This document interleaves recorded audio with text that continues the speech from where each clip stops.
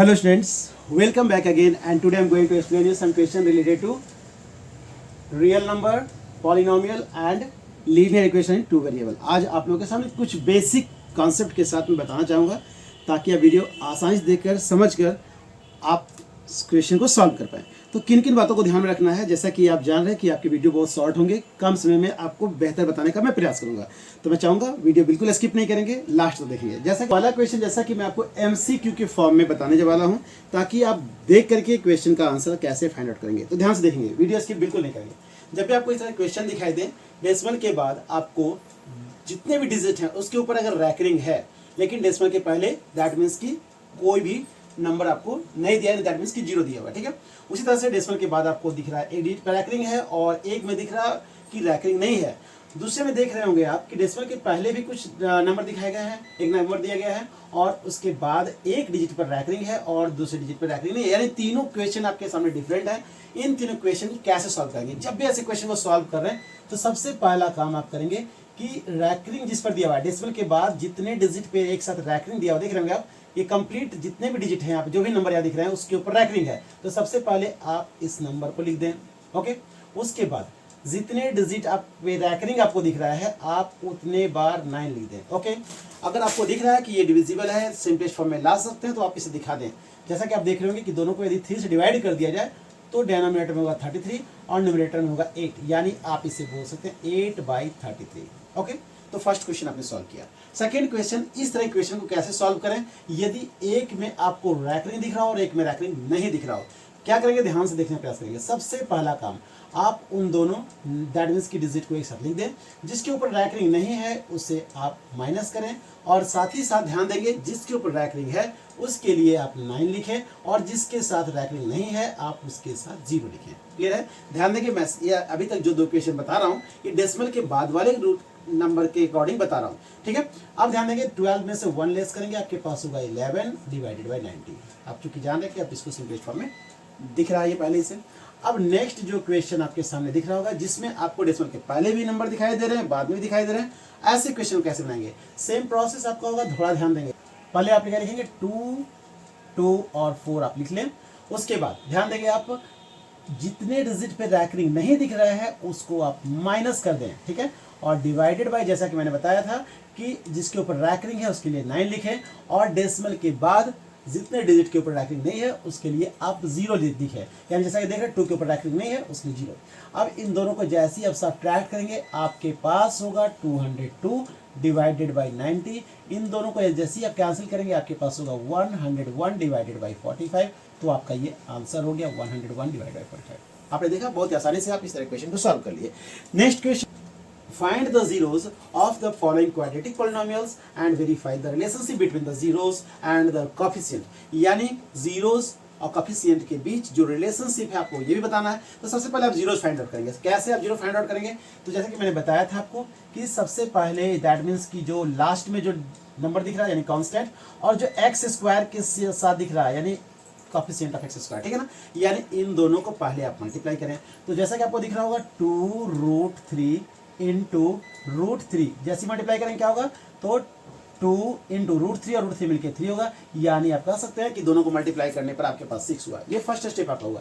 Second step आपका है इसका आप एलसीएम निकालें, तो 6 का एलसीएम निकालेंगे 2 3 जा 6, ठीक है। थर्ड स्टेप आपका है कि यही दोनों जो आपने नंबर लाया, प्राइम नंबर जो लाए हैं, इसको आप यहाँ पर स्प्लिट करके दिखा दें इस मिडिल टर्म को, यानी 5 के बदले में आप क्या लिखेंगे? 2 और 3। तो आप यहाँ लिखेंगे 2x और यहाँ लिख देंगे 3x, यानी 2x और 3x। यदि दोनों के दोनों माइनस होगा तभी तो 5x होगा और साथ साथ माइनस माइनस प्लस होता है, लेकिन बड़े वाले का साइन होता है, ठीक है। अब ध्यान से जो भी यहाँ पे पेयर बनाएंगे, जो भी प्राइम फैक्टर आपके पास आएंगे उन्हीं को आपको यहाँ यूज करना है, ठीक है। जैसा कि फर्स्ट में आपको जो दिख रहा है आप लिख दें 2√3x² और लास्ट में दिख रहा है आपके पास √3। क्लियर है?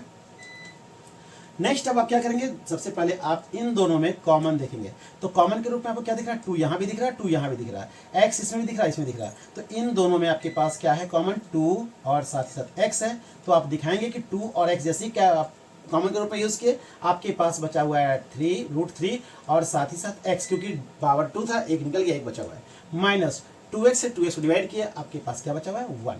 क्लियर? नेक्स्ट आगे बढ़ेंगे आप। यहाँ देख रहे हैं दोनों में कॉमन क्या है? तो रूट थ्री यहाँ है लेकिन इसमें दिख नहीं रहा रूट थ्री। तो जैसा कि मैं बता दूं आपको कि थ्री का मतलब ही होता है root three into root three. तो एक थ्री दो बार रूट थ्री के मल्टीपल से बनता है, यानी इस थ्री में दो बार रूट थ्री है, तो दोनों में कॉमन आपके पास क्या हो गया रूट थ्री। तो आप साइन जो दिख रहा है यहाँ पर आप उसे यूज करें और साथ ही साथ रूट थ्री आप यहाँ पर ले लेंगे, ठीक है। दोनों में रूट थ्री कॉमन हो गया। आपके पास रूट थ्री का मतलब हो गया दो रूट थ्री, इसमें एक रूट थ्री आपका कॉमन के रूप में यूज हुआ, आपके पास बचा हुआ है रूट थ्री। आप यहाँ पर लिखेंगे रूट थ्री और साथ ही साथ एक्स, ठीक है, क्योंकि दोनों में एक्स नहीं है तो इसके साथ एक्स है। माइनस यहाँ पर आपने कॉमन लिया है तो माइनस प्लस माइनस हो जाएगा, यहाँ पर माइनस लेंगे और रूट थ्री को जब डिवाइड करेंगे आपके पास होगा 1। ओके, अब आपके पास देख रहे होंगे कि आपके पास क्या बचा हुआ है, तो 2x और माइनस रूट थ्री जो कि कॉमन के रूप में आपने लिया है। और जैसा कि आप देख रहे हैं जो दोनों एक जैसा है उनके बदले में आप एक बार लिखेंगे, यानी root three x minus one. फिर मैं बता दूं आपको कि जो कॉमन लिया है उन दोनों को एक साथ दिखा दें और जो सेम दिख रहा है आपको एक जैसा उन दोनों को एक जगह। अब अपने जीरोस फाइंड आउट कैसे फाइंड आउट करेंगे, ध्यान से देखेंगे।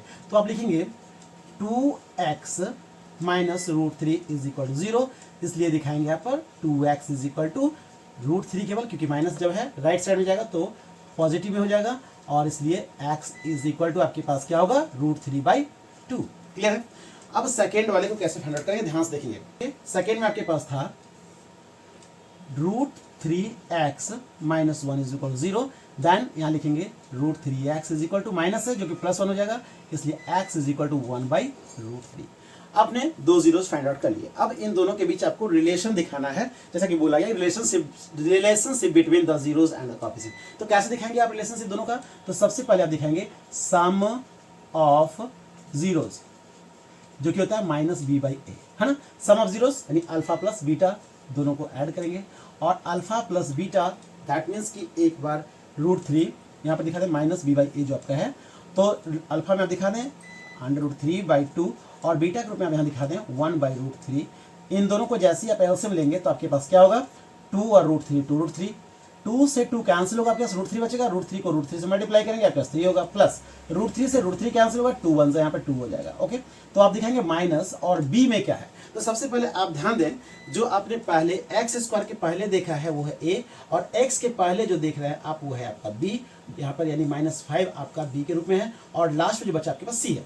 तो आपसे पूछा कि माइनस बी, तो माइनस सब लिख देंगे और बी में आपको दिख रहा है -5 तो आप लिख देंगे -5 और ए में क्या आपके पास है, दैट मीन्स ए में आपके पास है 2 रूट थ्री, तो आप यहाँ दिखाएंगे 2 रूट थ्री, तो माइनस माइनस आपके पास हो गया प्लस और केवल 5 बाई रूट 2 रूट थ्री। आप यहाँ भी दिखाएंगे 2 3 2 5 बाई 2 रूट थ्री, यानी आप देख रहे होंगे LHS और RHS सेम आ रहा है, यानी आपका बनाया हुआ बिल्कुल सही है। तो ये तो हुआ सम ऑफ जीरोस। अब दूसरा जो है आपका प्रोडक्ट ऑफ जीरोस बोल रहा है, तो ध्यान देंगे दो जीरोस के बीच रिलेशन से बताना है। प्रोडक्ट ऑफ जीरोस तो होता है C बाई ए, तो प्रोडक्ट होता है अल्फा इंटू बीटा, ये होता है C बाई ए जैसा कि आप जान रहे हैं। तो अल्फा में आपके पास क्या है रूट थ्री और बाई टू और बीटा में क्या आपके पास दिख रहा है 1 बाई रूट थ्री और यहाँ पे सी में क्या आपके पास है, तो ध्यान देंगे रूट थ्री है तो यहाँ लिखेंगे रूट थ्री और ए में क्या आपके पास है 2 रूट थ्री, यहाँ लिखेंगे 2 रूट थ्री। क्लियर है। तो रूट थ्री से रूट थ्री कैंसिल हुआ, आपके पास बचा 1 बाई टू और यहाँ पर रूट थ्री से रूट थ्री कैंसिल हुआ 1 बार में, तो यहाँ भी लिखेंगे 1 बाई टू। तो आपने देखा कि सम ऑफ जीरोस और प्रोडक्ट ऑफ जीरोस का रिलेशन बिल्कुल सही है, आपने बिल्कुल सही बनाया है। नेक्स्ट एंड लास्ट क्वेश्चन की ओर आ रहा है, जहां पर हम लोग क्या करना है, यहाँ पे फाइंड आउट करना है हम लोग को x और y। तो मैं बता दूं पहले, सबसे पहले जब भी इस तरह के क्वेश्चन को सॉल्व कर रहे हैं जिसमें लीनियर इक्वेशन है टू वेरिएबल वाले क्वेश्चन को, तो इस बात का विशेष ध्यान दें यदि नंबर छोटा है तब तो आप इलिमिनेशन मेथड और सब्स्टिट्यूशन मेथड से बनाएंगे, लेकिन यदि नंबर बड़ा हो जिससे कि इलिमिनेशन या सब्स्टिट्यूशन मेथड से यदि बनाते हैं तो बहुत लंबा अधिक समय लगेगा। आप क्या करेंगे, ध्यान से देखेंगे क्या x में जो नंबर आपको दिखाई दे रहे हैं y में आपको नंबर दिखाई दे रहे हैं बिल्कुल सेम दिखाई दे रहे हैं, यानी दोनों को ऐड करने से सेम आएगा। ऐसे कंडीशन में आप क्या करें, एक बार दोनों को ऐड कर दें और एक बार सब्ट्रैक्ट कर दें। ठीक है, तो कैसे बनाएंगे ध्यान से देखेंगे।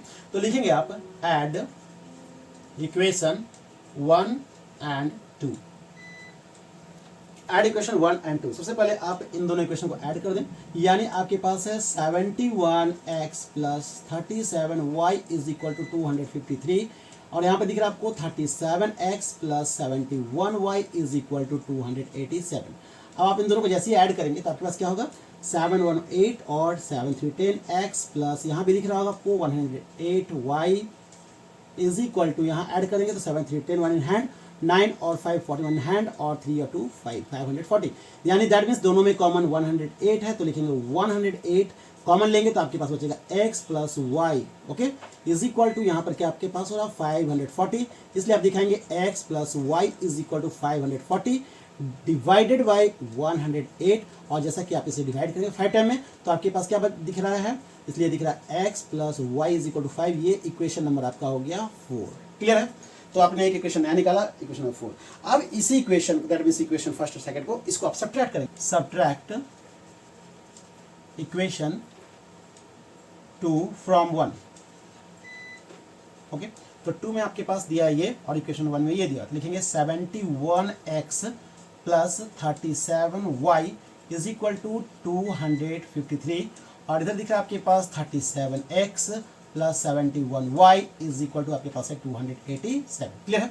तो अब आप क्या करेंगे, साइन चेंज करेंगे, जैसे ही सब्ट्रैक्ट बढ़ेगा साइन बदल जाएगा, और इन दोनों को लेस करेंगे तो आप 11 माइनस 7 इज इक्वल टू 4, और यहाँ 6 minus 3 is equal to 34x, यहाँ भी दिखाएंगे आप 34y, क्योंकि आपस में दोनों को सब्ट्रैक्ट कर रहे हैं, लेकिन ध्यान देंगे यहाँ पर 71 ग्रेटर था इसलिए पॉजिटिव साइन, यहाँ 71 ग्रेटर है जो कि माइनस में फॉर्म में दिख रहा है तो माइनस यहाँ दिखाएंगे, यानी जो नंबर बड़ा दिख रहा है उसी के सामने वाले साइन को आप दिखाएंगे, इज इक्वल टू, इन दोनों को सब्ट्रैक्ट करेंगे तो 7 माइनस 3 इज इक्वल टू, यहाँ भी 4 और 8 माइनस 5 इज इक्वल टू 3, यानी यहाँ भी ग्रेटर में आपको साइन माइनस में ही दिख रहा है, यानी आप इसे दिखा सकते हैं दोनों में कॉमन क्या दिख रहा है आपको 34, तो आप लिख सकते हैं x minus y is equal to minus 34, इसलिए x minus y is equal to 34/34, दोनों को डिवाइड करेंगे तो आपके पास क्या बचेगा -1, यानी एक आया, इसलिए लिख सकते हैं यहाँ पर x minus y is equal to -1। ठीक है, तो अब ये क्वेश्चन नंबर कितना हो गया, 5th हो गया। ठीक है ना, तो अब दिखाएंगे आप ऐड इक्वेशन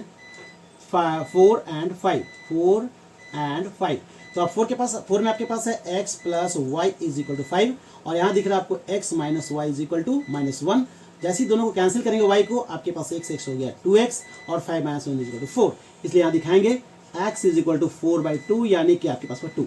अब क्या करें, इस x का वैल्यू जो 2 आया किसी इक्वेशन 4, 5 किसी में पुट कर दें, तो मैं इसे पुट कर रहा हूँ इक्वेशन नंबर मैं 4 में।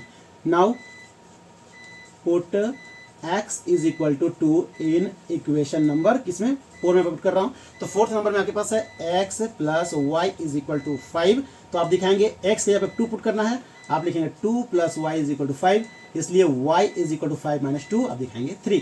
तो आपने देखा कि x का वैल्यू 2 और y का वैल्यू 3 आपके पास है। तो इस प्रकार से आपने देखा कि x का वैल्यू आपने कितना फाइंड आउट किया, 2, और y का वैल्यू आपने 3 फाइंड आउट किया।